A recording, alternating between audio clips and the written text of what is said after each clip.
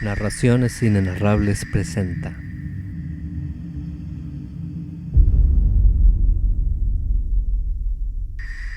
de Howard Phillips Lovecraft.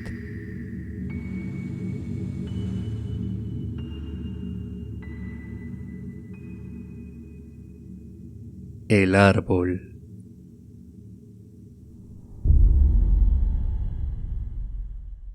En una verde ladera del monte Menalo, en Arcadia, se halla un olivar en torno a las ruinas de una villa. Al lado se encuentra una tumba, antaño embellecida con las más sublimes esculturas, pero sumida ahora en la misma decadencia que la casa. A un extremo de la tumba, con sus peculiares raíces desplazando los bloques de mármol del Pentélico, mancillados por el tiempo, crece un olivo antinaturalmente grande y de figura curiosamente repulsiva. Tanto se asemeja a la figura de un hombre deforme o a un cadáver contorsionado por la muerte, que los lugareños temen pasar cerca en las noches en que la luna brilla débilmente a través de sus ramas retorcidas. El monte Menalo es uno de los parajes predilectos del temible Pan, el de la multitud de extraños compañeros, y los sencillos pastores creen que el árbol debe tener alguna espantosa relación con esos salvajes silenos. Pero un anciano abejero que vive en una cabaña de las cercanías me contó una historia diferente. Hace muchos años, cuando la villa de la cuesta era nueva y resplandeciente, vivían en ella los escultores Kalos y Musides. La belleza de su obra era alabada de Lidia a Neápolis, y nadie osaba considerar que uno sobrepasaba al otro en habilidad. El Hermes de Kalos se alzaba en un marmóreo santuario de Corinto, y la Palas de Musides remataba una columna en Atenas, cerca del Partenón. Todos los hombres rendían homenaje a Kalos y Musides, y se asombraban de que ninguna sombra de envidia artística enfriara el calor de su amistad fraternal. Pero aunque Kalos y Musides estaban en perfecta armonía, sus formas de ser no eran iguales. Mientras que Musides gozaba las noches entre los placeres urbanos de Tegea, Kalos prefería quedarse en casa, permaneciendo fuera de la vista de sus esclavos al fresco amparo del olivar. Allí meditaba sobre las visiones que colmaban su mente, y allí concebía las formas de belleza que posteriormente inmortalizaría en mármol casi vivo. Los ociosos, por supuesto, comentaban que Kalos se comunicaba con los espíritus de la arboleda, y que sus estatuas no eran sino imágenes de los faunos y las dríadas con los que se codeaba, ya que jamás llevaba a cabo sus trabajos partiendo de modelos vivos. Tan famosos eran Kalos y Musides, que a nadie le extrañó que el tirano de Siracusa despachara enviados para hablarles acerca de la costosa estatua de Ticho que planeaba erigir en su ciudad. De gran tamaño y factura sin par había de ser la estatua, ya que habría de servir de maravilla a las naciones y convertirse en una meta para los viajeros. Honrado más allá de cualquier pensamiento resultaría aquel cuyo trabajo fuese elegido, y Kalos y Musides estaban invitados a competir por tal distinción. Su amor fraterno era de sobra conocido, y el astuto tirano conjeturaba que, en vez de ocultarse sus obras, se prestarían mutua ayuda y consejo. Así que tal apoyo produciría dos imágenes de belleza sin par, cuya hermosura eclipsaría incluso los sueños de los poetas. Los escultores aceptaron complacidos el encargo del tirano, así que en los días siguientes sus esclavos pudieron oír el incesante picoteo de los cinceles. Kalos y Musides no se ocultaron sus trabajos, aun cuando se reservaron su visión para ellos dos solos. A excepción de los suyos, ningún ojo pudo contemplar las dos figuras divinas liberadas mediante golpes expertos de los bloques en bruto que las aprisionaban desde los comienzos del mundo. De noche, al igual que antes, Musides frecuentaba los salones de banquetes de Tegea, mientras Kalos rondaba a solas por el olivar.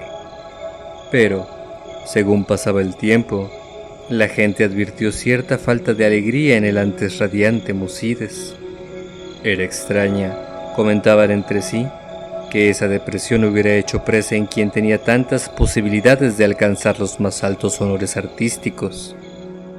Muchos meses pasaron, pero en el semblante apagado de Musides no se leía sino una fuerte tensión que debía estar provocada por la situación. Entonces Musides habló un día sobre la enfermedad de Kalos, tras lo cual nadie volvió a asombrarse ante su tristeza, ya que el apego entre ambos escultores era de sobra conocido como profundo y sagrado. Por tanto, muchos acudieron a visitar a Kalos, advirtiendo en efecto la palidez de su rostro, aunque había en él una felicidad serena que hacía su mirada más mágica que la de Musides, quien se hallaba claramente absorto en la ansiedad y que apartaba a los esclavos en su interés por alimentar y cuidar al amigo con sus propias manos. Ocultas tras pesados cortinajes se encontraban las dos figuras inacabadas de Ticho, últimamente apenas tocadas por el convaleciente y su fiel enfermero. Según desmejoraba inexplicablemente, más y más, a pesar de las atenciones de los perplejos médicos y las de su inquebrantable amigo, Kalos pedía con frecuencia que le llevaran a la tan amada arboleda. Allí rogaba que le dejasen solo, ya que deseaba conversar con seres invisibles. Musides accedía invariablemente a tales deseos, aunque con lágrimas en los ojos al pensar que Kalos prestaba más atención de faunos y dríadas que de él. Al cabo, el fin estuvo cerca y Kalos hablaba de cosas del más allá. Musides, llorando, le prometió un sepulcro aún más hermoso que la tumba de Mausolo, pero Kalos le pidió que no hablara más sobre glorias de mármol. Tan solo un deseo se albergaba en el pensamiento del moribundo: que unas ramitas de ciertos olivos de la arboleda fueran depositadas, enterradas en su sepultura, junto a su cabeza. Y una noche, sentado a solas en la oscuridad del olivar, Kalos murió. Hermoso más allá de cualquier descripción resultaba el sepulcro de mármol que el afligido Musides cinceló para su amigo bien amado. Nadie sino el mismo Kalos hubiera podido obrar tales bajorrelieves, en donde se mostraban los esplendores del Elíseo. Tampoco descuidó Musides el enterrar junto a la cabeza de Kalos las ramas de olivo de la arboleda. Cuando los primeros dolores de la pena cedieron ante la resignación, Musides trabajó con diligencia en su figura de Ticho. Todo el honor le pertenecía ahora, ya que el tirano no quería sino su obra o la de Kalos. Su esfuerzo dio cauce a sus emociones y trabajaba más duro cada día, privándose de los placeres que una vez degustara. Mientras tanto, sus tardes transcurrían junto a la tumba de su amigo, donde un olivo joven había brotado cerca de la cabeza del yacente. Tan rápido fue el crecimiento de este árbol y tan extraña era su forma, que cuantos lo contemplaban prorrumpían en exclamaciones de sorpresa, y Musides parecía encontrarse a un tiempo fascinado y repelido por él. A los 3 años de la muerte de Kalos, Musides envió un mensajero al tirano, y se comentó en el ágora de Tegea que la tremenda estatua estaba concluida. Para entonces, el árbol de la tumba había alcanzado asombrosas proporciones, sobrepasando al resto de los de su clase, y extendiendo una rama singularmente pesada sobre la estancia en la que Musides trabajaba. Mientras, muchos visitantes acudían a contemplar el árbol prodigioso, así como para admirar el arte del escultor, por lo que Musides casi nunca se hallaba a solas. Pero a él no le importaba esa multitud de invitados. Antes bien, parecía temer el quedarse a solas ahora que su absorbente trabajo había tocado a su fin. El poco alentador viento de la montaña, suspirando a través del olivar y el árbol de la tumba, evocaba de forma extraña sonidos vagamente articulados. El cielo estaba oscuro la tarde en que los emisarios del tirano llegaron a Tegea. De sobra era sabido que llegaban para hacerse cargo de la gran imagen de Ticho y para rendir honores imperecederos a Musides, por lo que los próximos les brindaron un recibimiento sumamente caluroso. Al caer la noche se desató una violenta ventolera sobre la cima del Menalo, y los hombres de la lejana Siracusa se alegraron de poder descansar a gusto en la ciudad. Hablaron acerca de su ilustrado tirano y del esplendor de su ciudad, refociliándose en la gloria de la estatua que Musides había cincelado para él. Y entonces los hombres de Tegea hablaron acerca de la bondad de Musides y de su hondo penar por su amigo, así de como ni aun los inminentes laureles del arte podrían consolarle de la ausencia de Calos, que podría haberlo ceñido en su lugar.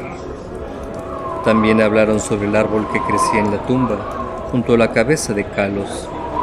El viento aullaba aún más horriblemente, y tanto los siracusanos como los arcadios elevaron sus preces a Eolo.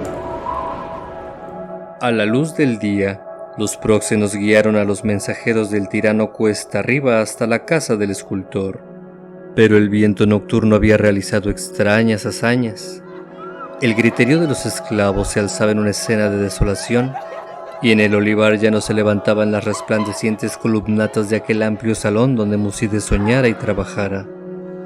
Solitarios y estremecidos penaban los patios humildes y las tapias, ya que sobre el suntuoso peristilo mayor se había desplomado la pesada rama que sobresalía del extraño árbol nuevo, reduciendo, de una forma curiosamente completa, aquel poema en mármol a un montón de ruinas espantosas.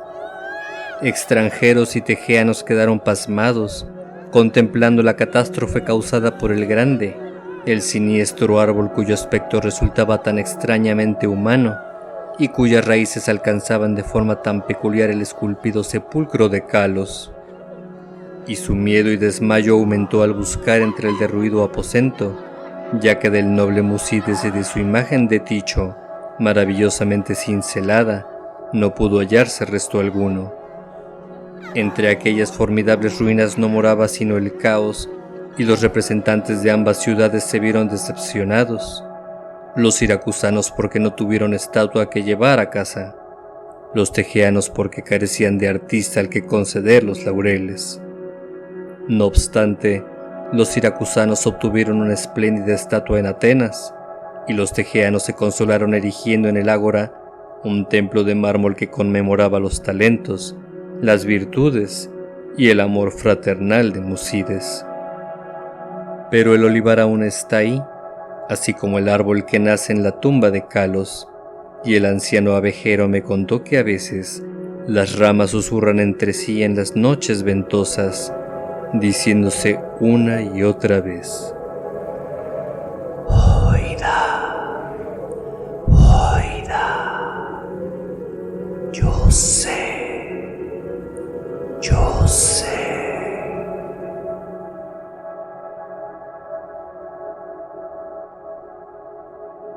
el árbol.